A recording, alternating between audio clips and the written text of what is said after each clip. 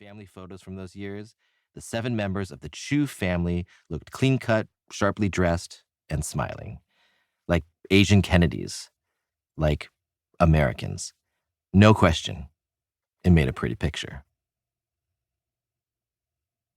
When you grow up in the future in either of the senses I've just described, you tend to become an optimist. You find yourself assuming that tomorrow will be brighter than today. Thinking that way can put you at odds with skeptics and doubters, the people who fail to see the promise of every new upgrade or beta release that comes along. Just wait, you say. Just wait. I found myself saying that all the time when I moved to Los Angeles to make movies.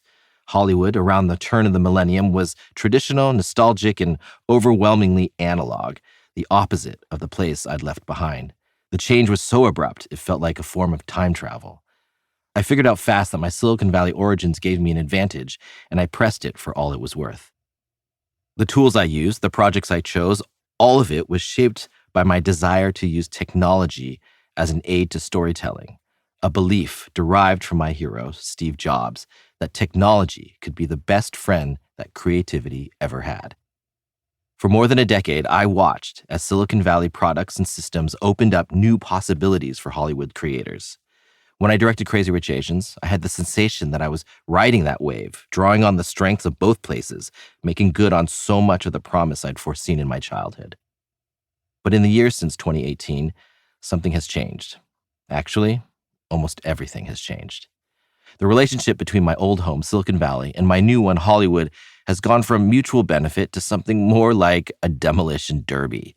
Bay Area companies like Netflix, which is based a few miles from Chef Chu's, have disrupted movie-going traditions that stretch back decades, much as they've done with music, media, and other industries.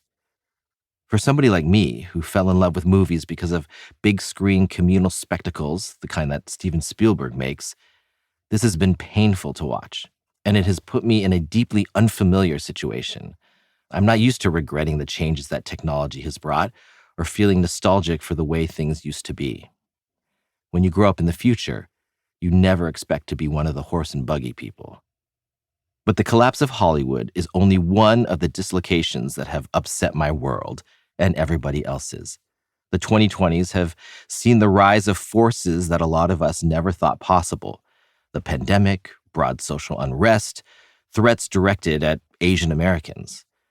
The more dangerous the country gets for us, the more I question the belief in the place that I inherited from my parents. Is this still where we belong? I get the sense that a lot of people have been asking questions like these. Maybe, like me, you feel that you were given a set of directions to steer you through life and promises about what you would find along the way, only to discover that the landscape has changed. The map no longer works, and now you don't know where to turn. At a moment when I've never felt less certain about the future, I have the most urgent need to understand it. I have 4 young children.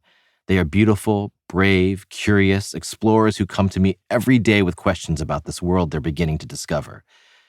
The most important thing in my life is keeping them safe and self-assured, so I want to give them the right answers. I want to prepare them for whatever might be coming. What do I do now that I'm no longer sure what to say? If I was feeling this confused on a film set, I'd know just what to do. I'd grab my Viewfinder. It's one of the most useful tools in a director's toolbox. When you're lost, it helps you find your way.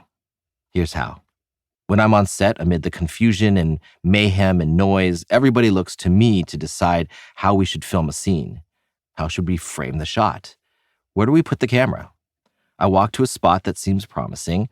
Then I raise a black metal cylinder, like a pirate's spyglass, only fancier, to my eye and look through it. Immediately, like a switch being thrown, the noise and commotion around me go away. I'm alone in the dark with a tiny rectangle of light. It lets me see, amid all the chaos, a possible shot. It allows me to answer some crucial questions. Does what I'm seeing tell a story clearly? Will it mean what I want it to mean? The answer is almost always no. But that's okay, because I can apply what I learned and try again. Maybe I need to change my position so I can see the scene from a different angle, or maybe I should stand a little taller to change the height of the horizon. More likely, I need to look at the scene through a different lens.